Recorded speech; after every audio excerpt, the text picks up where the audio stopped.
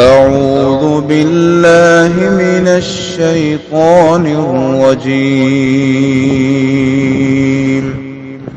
بسم الله الرحمن الرحيم. السلام علیکم ورحمۃ اللہ وبرکاتہ۔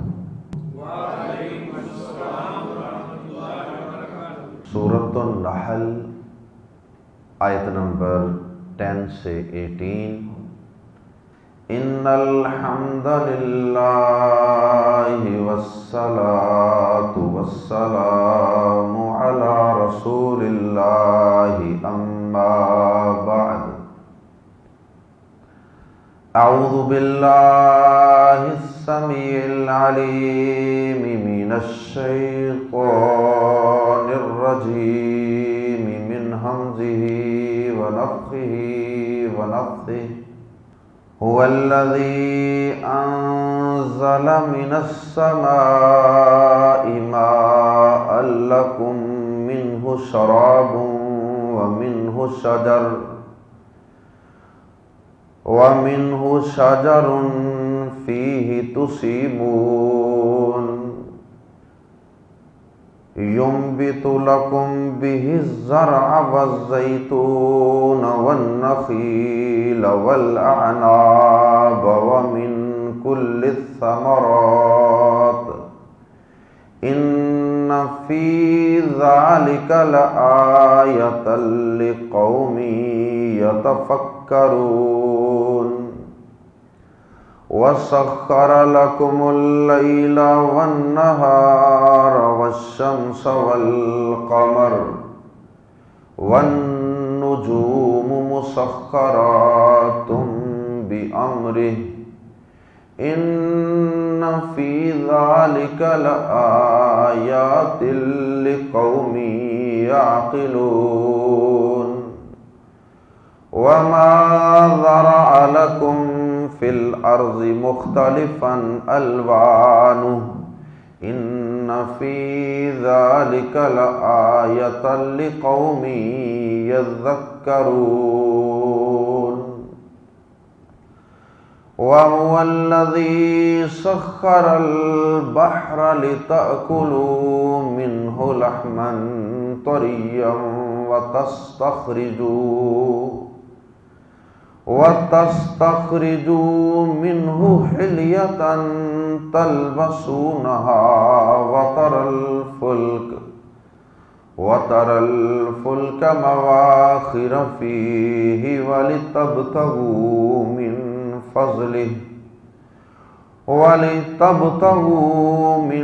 فضله ولعلكم تشكرون وألقى في الأرض رواسي أن تميد بكم وأنهارا وسبلا لعلكم تهتدون وعلامات وبالنجم هم يهتدون أفمن يخلق كمن لا يخلق أفلا تذكرون وإن تعدوا نعمة الله لا تحصوها إن الله لغفور رحيم۔ گزشتہ آیات میں اللہ رب العزت نے حیوانات کے متعلق، جانوروں کے متعلق اپنی قدرت کی نشانیوں کا اور اپنی نعمتوں کا تذکرہ فرمایا۔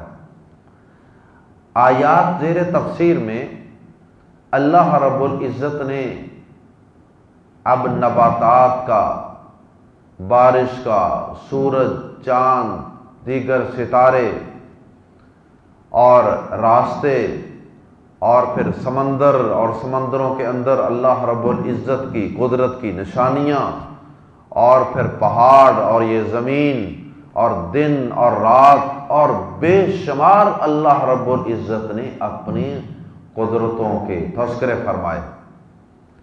جو اللہ رب العزت کے وجود پر بہت بڑی دلیل ہے، جو اس بات کی دلیل ہے کہ اس کائنات کا کوئی مدبر ہے، کوئی آرگنائزر ہے، کوئی منتظم ہے، جو ساری کائنات کا اتنا منظم اور ایکوریٹ نظام چلا رہا ہے، اور جو نشانیاں اس بات کی بھی دلیل ہیں کہ یہ سب اس اکیلے اللہ نے پیدا فرمایا، اور یہ سارا نظام وہ اکیلا اللہ چلا رہا ہے، کوئی اور اس رب کا شریک نہیں ہے، نہ ان چیزوں کی تخلیق میں، نہ ان کا نظام چلانے میں، اور نہ ہی عبادت میں اس کا کوئی شریک ہے۔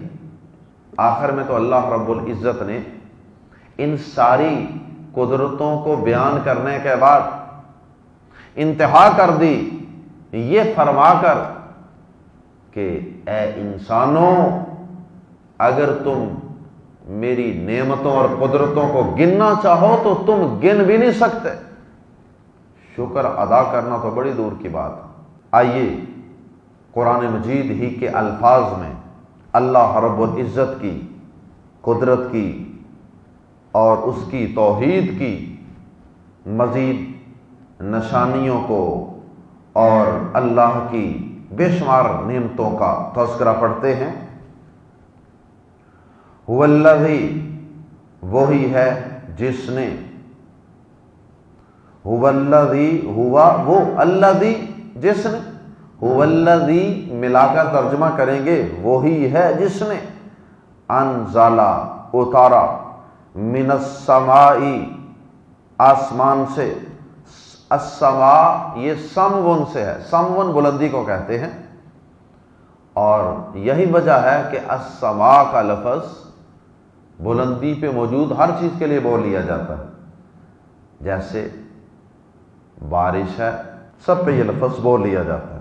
هو الذی انزل، وہی ہے جس نے اتارا، من السماء آسمان سے، یا ترجمہ کر سکتے ہیں بادل سے، ماءن کچھ پانی، ماءن کی تنوین نکرہ کی علامت، تو یہ تقلیل کے لیے ہے، ہم اس کا ترجمہ کریں گے ماءن کچھ پانی، ورنہ اس کے پاس تو پانی کے بے شمار اور بے حساب خزانے ہیں، اگر وہ سارا پانی آسمان سے اتار دے تو وہ تو انسان کے لیے رحمت اور نعمت نہیں ہوگا، زحمت ہوگا، اس لیے ماءن کا ترجمہ ہم کریں گے کچھ پانی، سم واٹر۔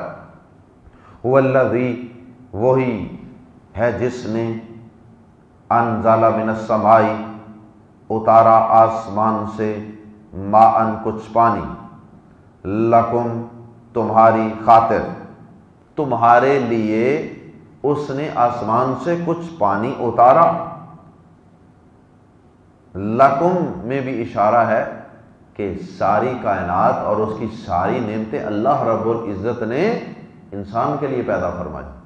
الذی خلق لکم ما فی الارض جمیعا، سورۃ البقرہ، کہ اس اللہ نے جو کچھ زمین و آسمان میں پیدا کیا وہ تمہارے لیے پیدا کیا، اور تمہیں ایک مقصد کے لیے پیدا کیا، اور وہ مقصد ہے اللہ کی عبادت و اطاعت، اور یہی تمہاری اس زندگی کا مقصد ہے، اور یہی تمہارا امتحان ہے کہ تم ان نعمتوں کو استعمال کر کے اس رب کی عبادت کرتے ہو یا نہیں، اس کا شکر ادا کرتے ہو یا نہیں، اس کے سامنے جھکتے ہو یا نہیں۔ تو اللہ رب العزت نے اس پانی کو، بارش کو ہمارے لیے نازل فرمایا، فرمایا منہ، اسی سے، منہ اسی سے، ہو ضمیر لوٹ رہی ہے ماءن کی طرف، منہ اسی سے، یعنی اسی نازل کردہ پانی سے، شرابن پینا ہے، ڈرنکنگ ہے، یعنی تمہارا پانی پینا، جانوروں کا، دیگر مخلوقات کا پانی پینا، جس پانی میں تمہاری زندگی ہے، وہ بھی اسی بارش ہی کا مرہون منت ہے۔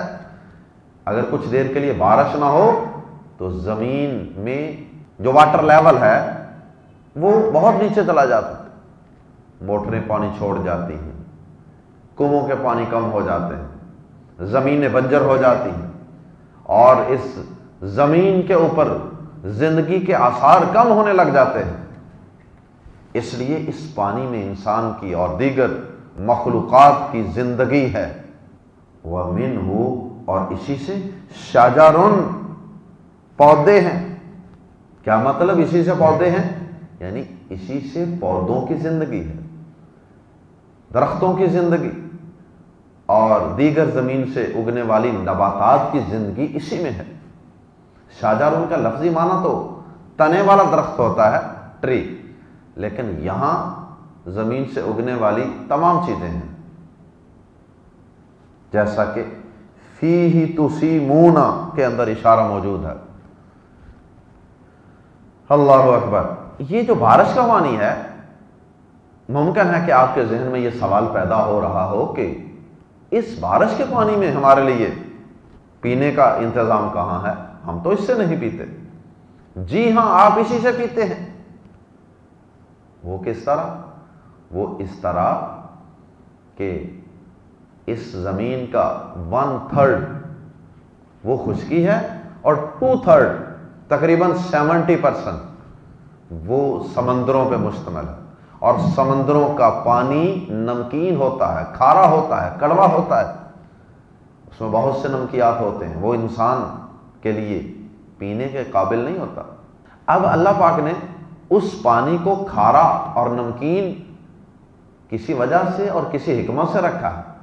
اگر اللہ پاک اس پانی کو کھارا اور نمکین نہ رکھتے تو وہ کھڑا پانی وہ آہستہ آہستہ بدبودار ہو جاتا، اس کے اندر موجود سارے جانور مر جاتے، بلکہ اس کی بدبو انسانی بستیوں تک پھیل جاتی، اس زمین پہ زندگی مشکل ہو جاتی۔ زمین کا 70% حصہ پانی ہے، اگر وہ بدبودار ہو جاتا، گل سڑ جاتا، تو پھر باقی 30% جو آبادیاں تھیں، ان آبادیوں کا قائم رہنا بھی ممکن نہ ہوتا، اتنا تعفن اور بدبو پھیلتی۔ اللہ پاک نے بہرحال اس کو نمکین اور کھارا رکھا تاکہ اس میں بدبو پیدا نہ ہو۔ اللہ اکبر۔ اب ہمارے پینے کے لیے اللہ پاک نے میٹھے پانی کا انتظام کرنا تھا، وہی سمندروں سے پانی ایویپوریٹ ہوتا ہے بخارات کی شکل میں، حالانکہ وہ پانی تو کڑوا ہے۔ اللہ پاک اس کو آسمان پہ لے جاتے ہیں بادلوں کی شکل میں، اور پھر جب اللہ پاک کی مرضی ہوتی ہے اس سمندروں کے ایویپوریٹ ہوئے بخارات بن کے اوپر اٹھے ہوئے پانی کو اللہ پاک زمین پہ بارش کی شکل میں برسا دیتا ہے۔ اب اس دوران وہ جب نیچے سے اوپر جاتا ہے اور پھر اوپر سے نیچے آتا ہے، اس پانی کا ذائقہ بدل چکا ہوتا ہے، اور پھر مزید اس پانی کو پیوریفائی کرنے کے لیے وہ پانی جو بارش کا ہوتا ہے وہ زمین میں ابزارب ہوتا ہے۔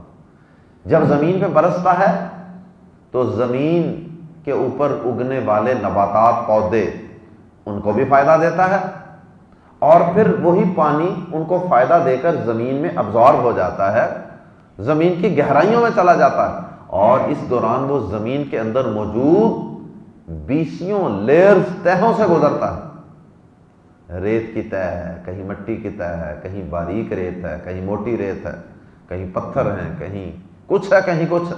تو ان لیئرز میں سے جب پانی نیچے جاتا ہے، ایبزارب ہوتا ہے، جذب ہوتا ہے، تو وہ لیئرز، ریت کی لیئرز، وہ فلٹر کا کام کرتی، پانی بالکل فلٹر اور صاف ہو کے، شفاف ہو کے زمین میں پہنچ جاتا ہے، اور پھر وہاں سے ہم کنویں کے ذریعے اور موٹر پمپس کے ذریعے مختلف ذرائع سے ہم اسی پانی کو نکال کر پیتے ہیں۔ ہے کہ نہیں اللہ کی قدرت کی بہت بڑی نشانی یہ بارش۔ اللہ اکبر۔ تو فرمایا منہ شراب، اسی سے پینا ہے، ومنہ شجر، اور اسی سے پودے ہیں، یعنی پودے وغیرہ نباتات اگتی ہیں، فیہ، جن میں، تسیمون، یعنی جن پودوں میں، فیہ تسیمون، جن میں تم چراتے ہو، یعنی جانوروں کو پھر انہی پودوں سے، اسی گھاس وغیرہ سے تم اپنے جانوروں کو چراتے ہو، اور یہ سب بارش کے برہنہ منت ہے۔ ینبتو، وہ اگاتا ہے، لکم، تمہارے لیے، بھی اس کے ساتھ، اس کے ذریعے، کس کے ذریعے؟ پانی کے ذریعے، الزرع کھیتی، کراپس، والزیتون اور زیتون، اولیو، والنخیل اور کھجور کے درخت، پام ٹریز، والاعناب اور انگور، اور انگور کی بیلیں، گریپس وائنز، وَمِن كُلِّ الثَّمَرَاتِ اور ہر قسم کا پھل. یعنی یہ تو چند بطور ایگزامپل بیان کر دیے ہیں، ورنہ تو تم اچھی طرح جانتے ہو اس نے تمہارے لیے کتنے پھل پیدا کیے. وَمِن كُلِّ الثَّمَرَاتِ اور ہر قسم کے پھل وہ اگاتا ہے. اللہ اکبر. ایک ایک پھل اس کی قدرت کی بہت بڑی دلیل ہے. تربوز پہ غور کر لیں، اناریل پہ غور کر لیں، مینگو پہ غور کر لیں. اللہ اکبر. ایک ہی زمین، ایک ہی مٹی اور ایک ہی ہوا جو اوپر چلتی ہے، ایک ہی سورج جو اس کو لائٹ دیتا ہے، جو اس کو ہیٹ دیتا ہے. اللہ اکبر. اور ایک ہی پانی بارش کا جو اس زمین کو سیراب کرتا ہے. لیکن جب پودے اگتے ہیں، درخت اگتے ہیں اور ان کو پھل لگتے ہیں تو وہ سب مختلف رنگوں کے، مختلف ذائقوں کے ہوتے ہیں. ان فی ذالک بے شک اس میں، لمز والا یقیناً، آیتن بہت بڑی نشانی ہے. آیتن یہ تنوین، آیتن کی تنوین یہ تعظیم کے لیے، عظمت، بڑائی کے لیے، اس لیے ترجمہ کر رہے ہیں آیتن بڑی نشانی. ان فی ذالک لآیتن بے شک اس میں یقیناً بڑی نشانی ہے. لی قومی یتفکرون ان لوگوں کے لیے جو غور و فکر کرتے ہیں. قرآن مجید وہ کتاب ہے جو سب کتابوں سے زیادہ اپنے پڑھنے والوں کو غور و فکر کی دعوت دیتی ہے. قرآن مجید غور و فکر کی دعوت دیتی ہے. قرآن مجید لائی لگ بننے کا نام نہیں ہے. دین اسلام لائی لگ بننے کا، پیڑ چال کا نام نہیں ہے. دین اسلام غور و فکر کر کے کسی صحیح رستے کو اختیار کرنے کا نام. اور جو غور و فکر کرتا ہے وہ یقیناً سیدھے رستے ہی کا انتخاب کرتا. ان فی ذالک لآیۃ لقوم یتفکرون. وسخر اور اس نے مسخر کیا. آپ دیکھیں گے کہ ان آیات میں بار بار اللہ پاک نے غور و فکر کا حکم دیا، بار بار غور و فکر کا. وسخر اور اس نے مسخر کر دیا. مسخر کرنے کا معنی تابع کر دیا، کنٹرول کر لیا. کسی چیز کی اپنی مرضی کو ختم کر دینا اور اس کو اپنے کچھ قوانین کا پابند بنا دینا. وسخر اور اس نے مسخر کر دیا. لکم تمہارے لیے نہیں. کچھ چیزیں تو اللہ نے انسان کے لیے مسخر کی ہیں اور کچھ اللہ پاک نے انسان کے تابع نہیں کی. جیسے دن رات، سورج چاند انسان کی مرضی سے تو طلوع نہیں ہوتے، غروب ہوتے. ہاں یہ اللہ پاک نے اپنے تابع کیے، اپنے کچھ قوانین کے تابع کیے ہیں، لیکن کیے انسان کے لیے ہی ہیں، انسان کے فائدے کے لیے. اس لیے یہاں لکم کا ترجمہ تمہارے لیے نہیں کریں گے بلکہ تمہاری خاطر. وسخر لکم اور اس نے مسخر کر دیا تمہاری خاطر. اللیل رات کو، والنہار اور دن کو، لیل و نہار، والشمس والقمر اور سورج کو اور چاند کو، سب چیزوں کو اس نے تمہاری خاطر مسخر کر دیا. کیا مجال ہے سورج کی کہ وہ ایک مہینے کے لیے یا ایک دن کے لیے یا ایک گھنٹے کے لیے اپنی مرضی سے ہیٹ دینا، لائٹ دینا بند کر دے. کیا مجال ہے اس کی کہ وہ رات 12 بجے اچانک کسی دن طلوع ہو جائے.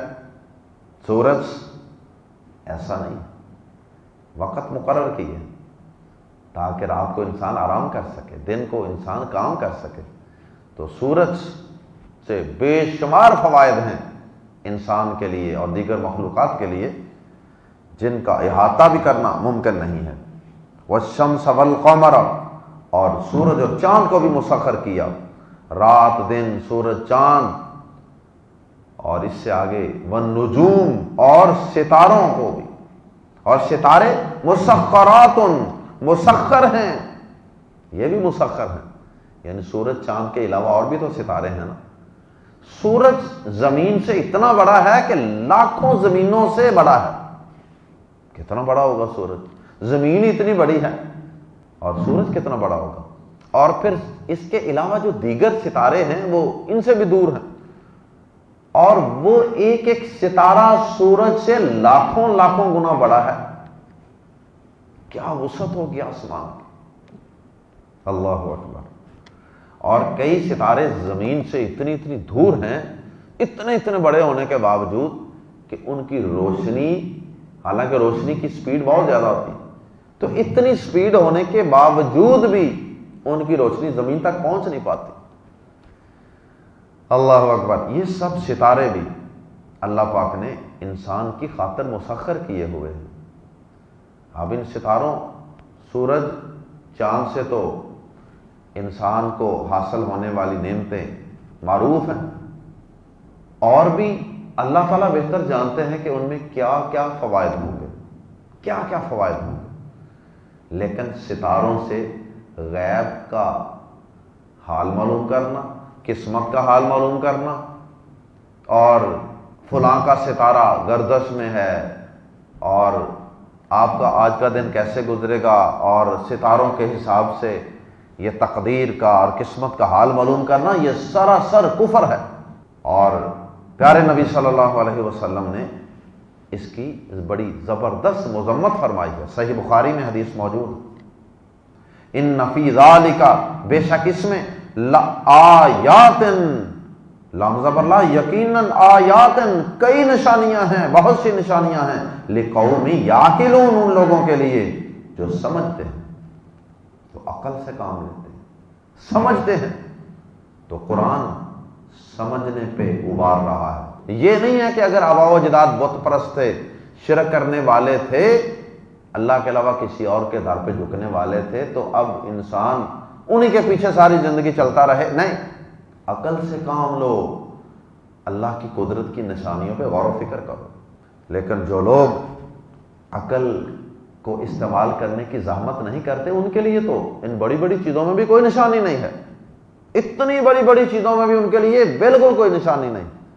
ویسے کبھی غور کیا آپ نے کہ اتنی بڑی بڑی نشانیاں، لیکن بہت سے انسانوں کی ایک کثیر تعداد نے کبھی اس پہ غور ہی نہیں کیا کہ یہ اللہ کی قدرت کی نشانی ہے۔ وجہ کیا ہے؟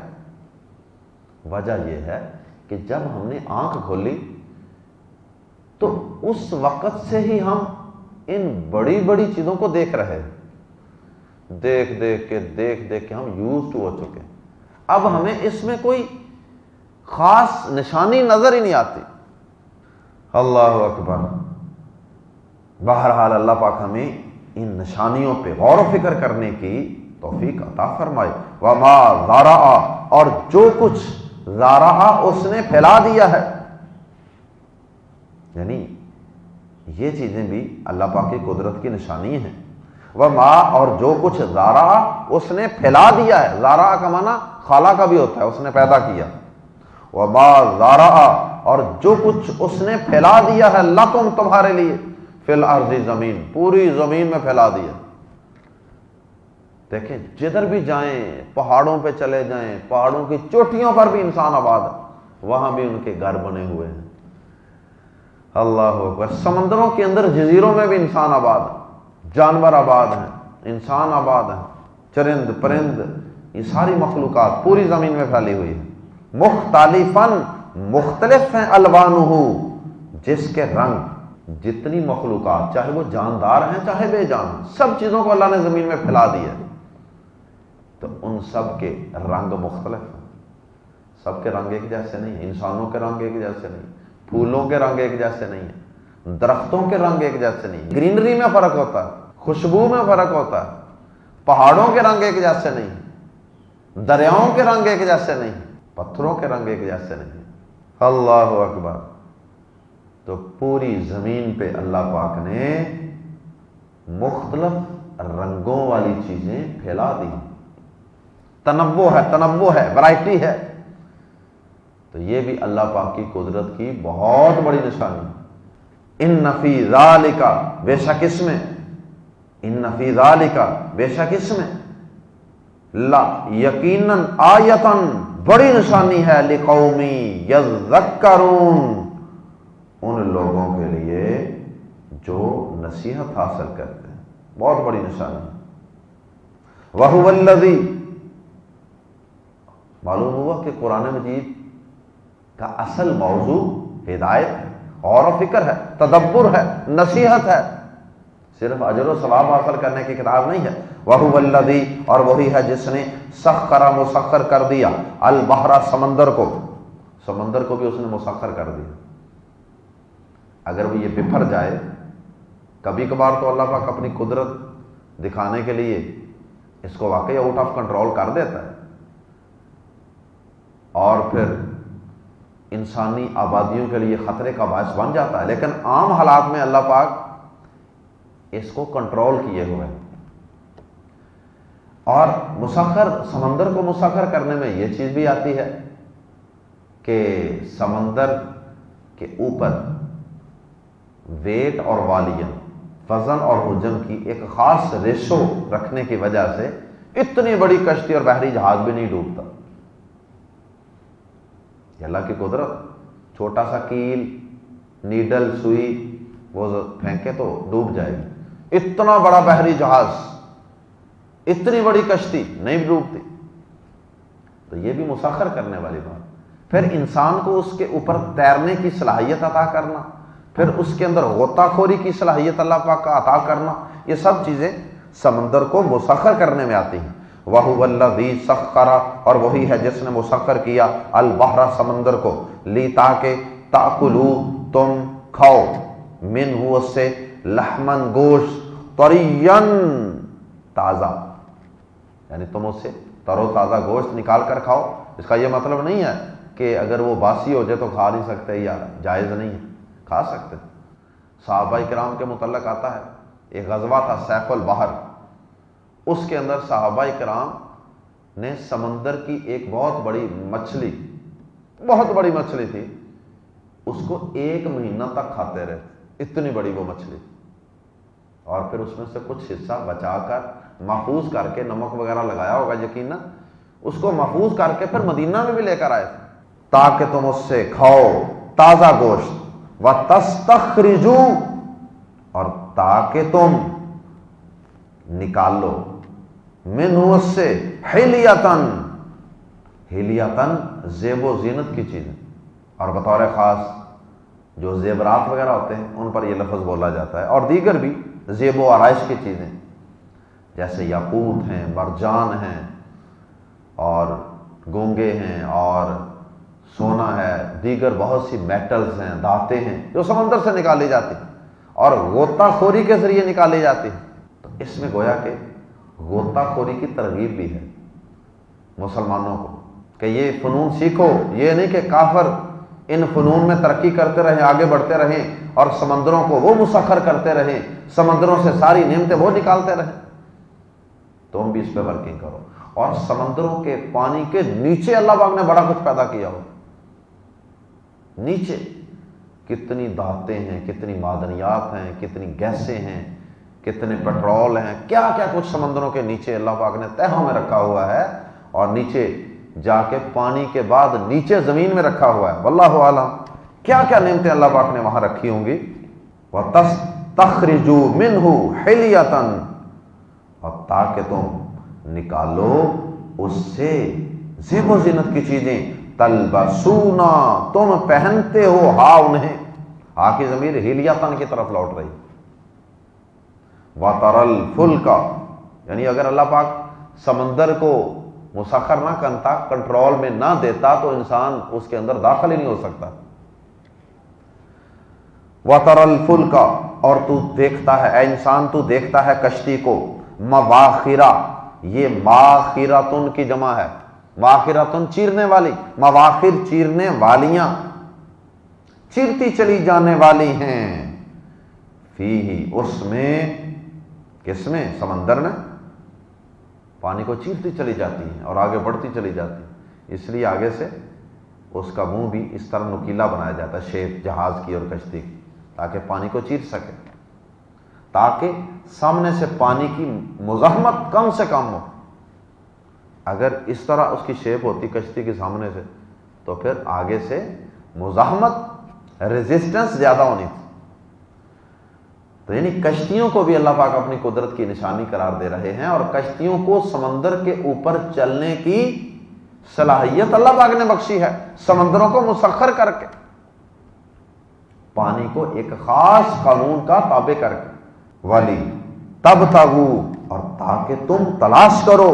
یہ کشتیاں اس لیے بھی ہم نے چلائیں سمندروں کے اوپر، اور سمندروں کے اندر اتنی نعمتیں اس لیے بھی پیدا فرما دیں، ولی واو اور لی، تاکہ تبتغوا تم تلاش کرو، من فضل ہی، اس کے فضل میں سے کچھ، من بعض کے معنی میں ہے، من فضل ہی، اس کا کچھ فضل، یعنی روٹی روزی کا کچھ سلسلہ اللہ نے سمندر کے ساتھ منسلک کر دیا ہے۔ وَلَعَلَّكُمْ، اور تاکہ تم تشکرون، شکر کرو۔ ساری نعمتوں کا مطمع نظر یہ ہونا چاہیے کہ ان کو استعمال کر کے، کھا کے پی کے استعمال کر کے اللہ کا شکر ادا کریں۔ اگر شکر ادا نہیں کر رہے تو پھر ان نعمتوں کا حق ادا نہیں ہو رہا۔ وَأَلْقَى، اور اس نے گاڑ دیے، فِي الْأَرْضِ، زمین میں، رواسیہ، مضبوط پہاڑ، رواسیہ مضبوط گڑے ہوئے یعنی پہاڑ، ان تمیدہ، کہ وہ ہلا دے۔ اصل میں یہاں لا کا لفظ عربی زبان میں اس کی ضرورت نہیں تھی، لیکن اردو میں ترجمے میں اس کی ضرورت ہے، یعنی اللہ تمیدہ نہیں کہا بلکہ ان تمیدہ، کہیں ایسا نہ ہو کہ وہ ہلا دے، بکم، تم کو۔ زمین پہلے ہچکولے کھا رہی تھی، وائبریٹ کر رہی تھی، ان بیلنس، اور اگر اسی طرح زمین رہتی، بیلنس نہ ہوتی تو اس کے اوپر زندگی کیسے ممکن؟ اللہ پاک نے مضبوط پہاڑ گاڑ دی زمین کو بیلنس کرنے کے لیے۔ وَأَنْهَارًا، اور نہریں بھی اس کی قدرت کی بہت بڑی دلیل اور نشانیاں ہیں۔ یہ نہریں، یہ دریا پہاڑی علاقوں کے اندر یہ رستہ اپنا خود بناتے ہیں اللہ کے حکم سے، یہ خود انہوں نے رستے بنائے ہوئے ہیں صدیوں پہلے، اور انسان نے بھی پھر ان دریاؤں نہروں کے ساتھ ساتھ ہی اپنے رستے بنائے۔ وَأَنْهَارًا، اور نہریں، وَسُبُلًا، اور راستے بنائے، سبیل کی جمع سبل، اور راستے بنائے۔ یہ بھی اللہ کی قدرت کی بہت بڑی نشانی ہے، ورنہ اگر یہ راستے نہ ہوتے تو ہر طرف پہاڑ ہی پہاڑ نظر آتے، انسان کو کیا پتا چلتا کہ کدھر جانا ہے؟ 5 7 10 پہاڑ چھوڑ کر آگے کیسے جانا ہے انسان کو پتہ ہی نہیں چلتا، سارے پہاڑ ایک جیسے لگتے۔ تو اس نے ان کے ساتھ ساتھ خود ہی رستے بنا دیے۔ رستے بنانا انسان کے لیے بڑا مشکل تھا، لیکن اللہ نے رہنمائی کی۔ وَسُبُلًا، اور رستے بنائے، لَعَلَّكُمْ، تاکہ تم تہتدون، راہ پا سکو، تاکہ تم اپنا صحیح رستہ وہ متعین کر سکو، یا اس کا ترجمہ کر سکتے ہیں تاکہ تم منزل پہ پہنچ سکو۔ وَعَلَامَاتٍ، اور کئی علامتیں بھی پیدا فرمائی اللہ پاک نے، کئی علامتیں، نشانیاں پہاڑوں کے اندر، رستوں کے اندر، آبادیوں کے اندر۔ ان علامتوں سے پتہ چلتا ہے کہ یہاں سے مڑنا ہے اور یہاں سے کون سا علاقہ کس طرف ہے، ان علامتوں سے پتہ چلتا ہے۔ وَعَلَامَاتٍ، اور کئی علامتیں بنائیں، وَبِالنَّجْمِ، اور ستارے کے ساتھ، یہاں ستارہ بطور اسم جنس ہے، مراد ستارے ہی ہیں۔ وَبِالنَّجْمِ، اور ستاروں کے ساتھ، ہم وہ یہتدون، راستہ معلوم کرتے ہیں۔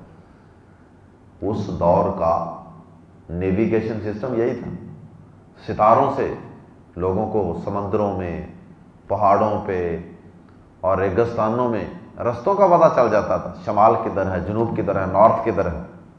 ستاروں کے کئی مقاصد میں سے ایک مقصد اللہ پاک نے یہاں بیان کر دیا، رستے بتانا، ایک مقصد آسمان کی خوبصورتی، اور ایک مقصد جو شیطان جنات اوپر جا کے فرشتوں کی باتیں سننے کی کوشش کرتے ہیں، ان کو باہر بھگانا۔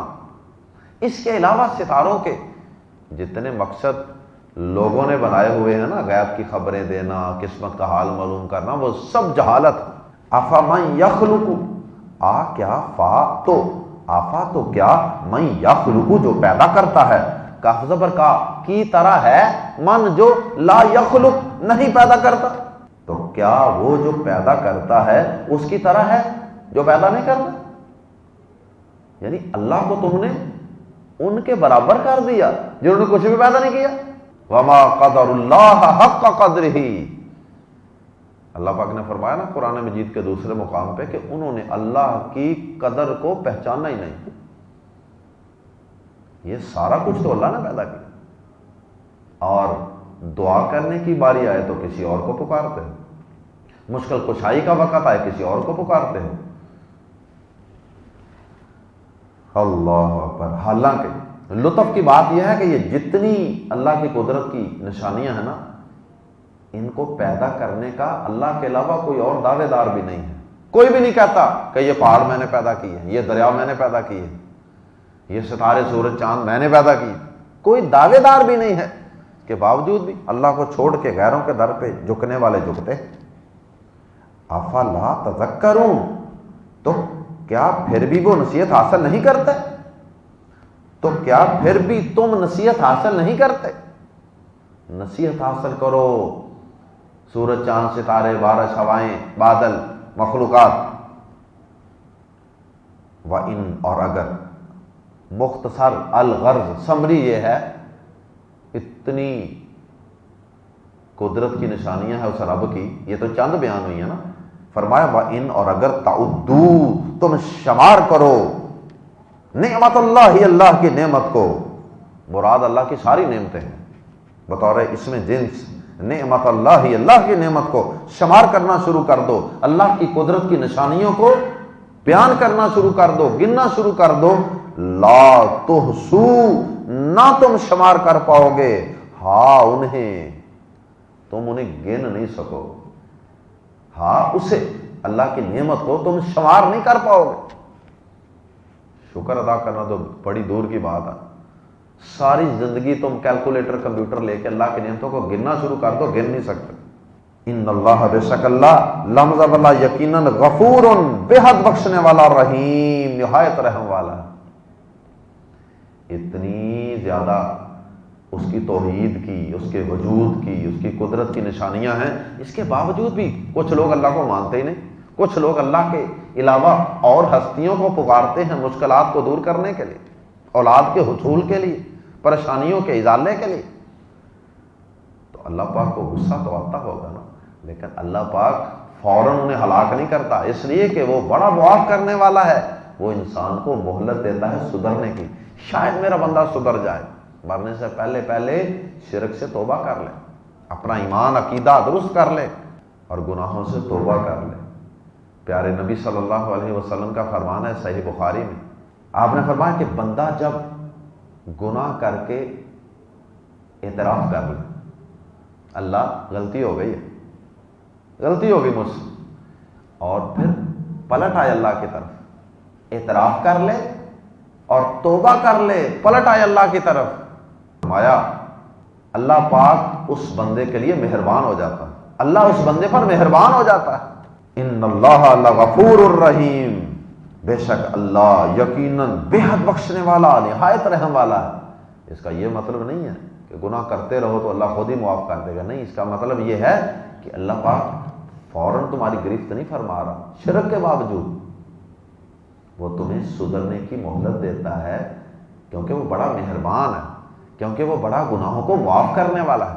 اللہ ہمیں ان تمام نشانیوں پہ غور و فکر کرنے کی اور ان سے نصیحت حاصل کرنے کی اور ان پر اللہ کا شکر ادا کرنے کی اور اس کی توحید کو سمجھنے کی اور اس کی عبادت کرنے کی اور اس کی رضامندی کے لیے زندگی گزارنے کی توفیق عطا فرمائے۔ سبحانک اللہم و بحمدک، اشہد ان لا الہ الا انت، استغفرک و اتوب الیک۔